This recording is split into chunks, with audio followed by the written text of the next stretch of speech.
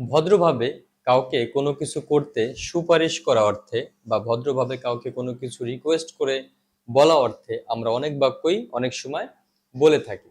তো সেই বাক্যগুলো আমরা ইংরেজিতে কিভাবে করতে পারি, তো সেটাই আমরা দেখব। ভদ্রভাবে কাউকে সুপারিশ এই অর্থে আমরা কিভাবে বলতে পারি, আমরা এভাবে ব্যবহার করব। প্রথমে আমরা ব্যবহার করব উড। উড প্রথমে আমরা ব্যবহার করব উড, তারপরে would you mind plus verb plus ING. কি করব? Would you mind plus verb plus ING, এই ফর্মুলা আমরা ইউজ করে এই বাক্যগুলো সমাধান করব, ট্রান্সলেট করব। কিভাবে? দয়া করে আমাকে কিছু টাকা ধার দিবেন কি? তাহলে আমরা এভাবে কিভাবে করতে পারি? Would you would you mind would you mind lend lending, lend মানে ধার। তো would you mind lending me some money, তারপর একটি প্রশ্নবোধক চিহ্ন। Would you mind lending me some money, দয়া করে আমাকে কিছু টাকা ধার দিবেন কি? তাহলে আমরা এভাবে এই ফর্মুলায় করতে পারি, would you mind.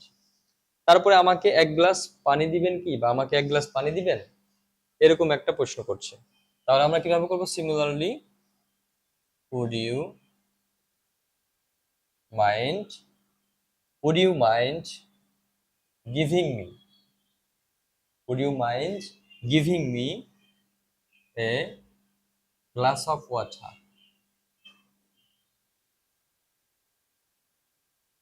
Would you mind giving me a glass of water, দয়া করে আমাকে এক গ্লাস পানি দিবেন কি? তারপরে দয়া করে একটু সরে বসবেন কি? আমরা অনেক সময় কিন্তু কোনো ট্রান্সপোর্টে, বাস বা যে কোনো ট্রান্সপোর্টে উঠলে অনেক সময় বলে থাকি রিকোয়েস্ট করে যে একটু সরে বসবেন কি। তো এভাবে কিন্তু আমরা করতে পারি যে would you mind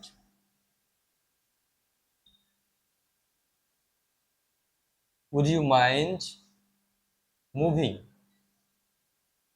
moving aside, আমরা এভাবে করতে পারি। Would you mind moving aside, দয়া করে একটু সরে বসবেন কি? দয়া করে আমাকে কিছু বই ধার দিবেন কি? এই বাক্যটি আমরা ইংরেজিতে কিভাবে করব সেটি আপনারা কমেন্টে জানিয়ে দিন। Thank you for watching.